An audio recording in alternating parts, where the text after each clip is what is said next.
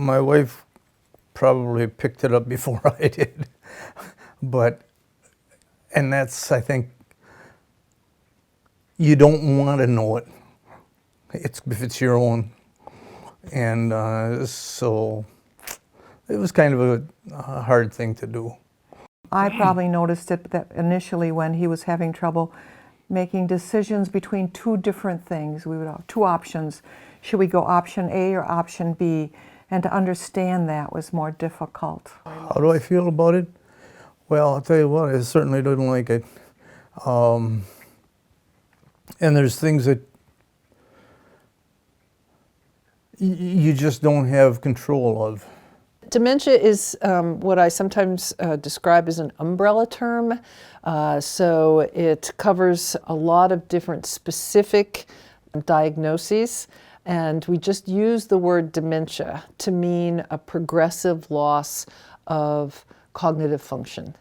Most people have heard of Alzheimer's disease, and I get this question all the time of what's the difference between dementia and Alzheimer's disease? And the answer to that is that Alzheimer's disease is a form of dementia, a particular type of dementia, but there are many other types of dementia. Initially, it might be difficulties with short-term memory, and then more serious problems with judgment and decision-making, until at the very end, the individual is sometimes incontinent and is unable to perform basic functions of self-care, recognition of faces and voices, things like that, certainly memory for names. One of the most telling, descriptive phrases in this stage theory that I was describing is at the very end. Stage 7, they talked about that the brain is no longer able to tell the body what to do. He was losing language, and he was very aware of it. And he said, I don't want to embarrass myself when I can't find the words to express my ideas. And so he kind of pulled back from his part-time job, and he didn't run for re-election on the village board, which he had been on for 12 years. He just kind of decided that he was more comfortable kind of stepping back a ways. A lot more has landed on my shoulders. So I'm the person who has to do all the negotiating with activities and medical appointments, where we're going, what we're doing. Carl did all the driving. I rarely drove. I never even put gasoline in a car. You know, a long time that I did drive, and I just, time to get out of my place, you know. She's done all the driving since, and I appreciate that. So I'm not going to hurt anybody. So that's it. So more of it, a little at a time, has become my responsibility. You know, let's say there's a leak in the faucet or something. I'm the person who calls the plumber. Carl would have fixed it. He was the ultimate fixer. So I find myself now having to anticipate and sort of being on alert to what's happening and what's going on and what do I need to do to make life go more smoothly.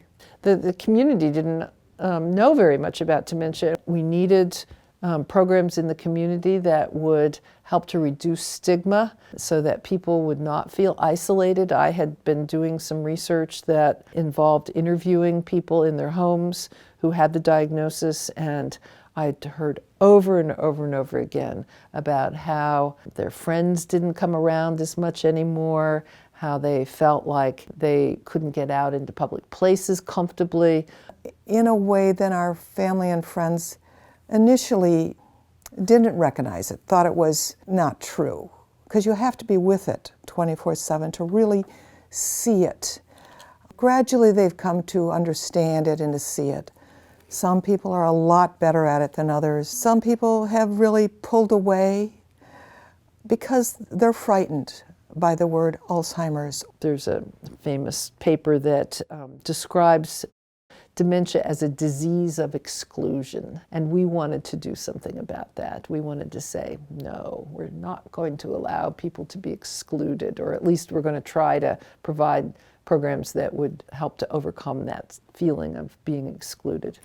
I think it's really important for Carl to stay busy so that he stays stimulated, he stays active, and he likes to know that he has something to do, something that makes him feel worthy. The memory cafes were the first thing we started, so we are providing these regular opportunities for people to get together, socialize in an informal way, have a good time, meet other people. There's just a bunch of nice people that aren't fortunate enough to, and I'm in that group, that just happens to have a hard time.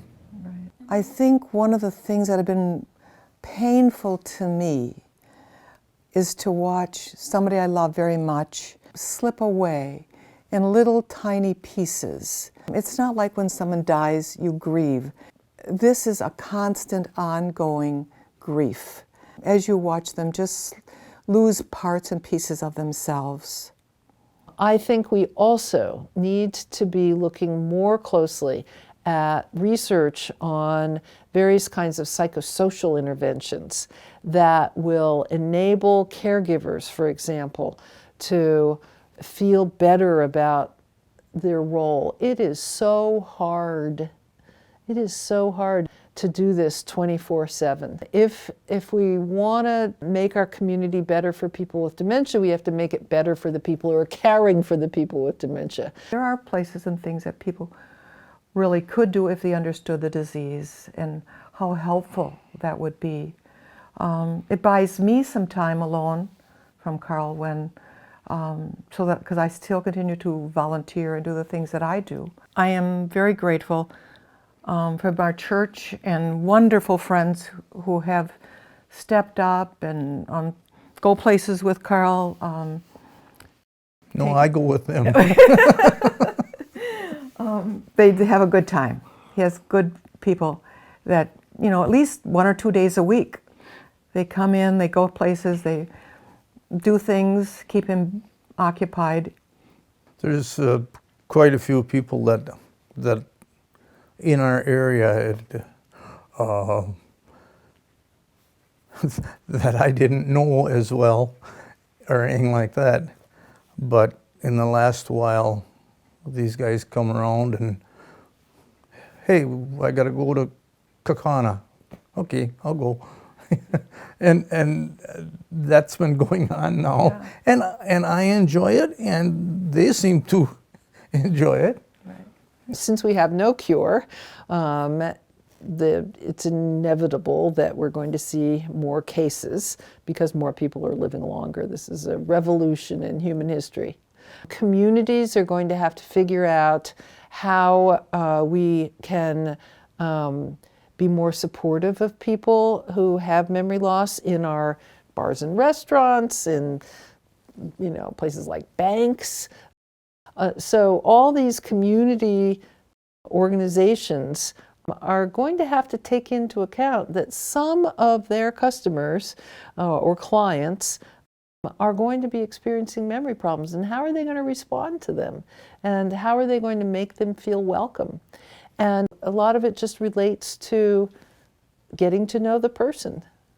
I think that that's something that we often fail to think about. We just kind of see generic old person with gray hair and memory problems, and we never really take the time to know who this person is.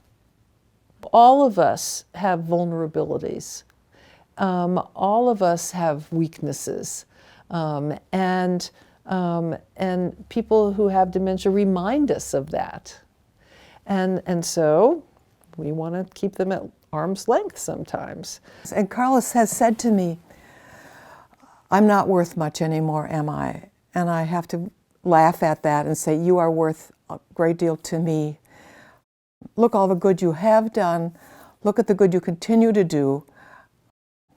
We're still partners. We're partners in this together. The best thing that came out was she stayed with me.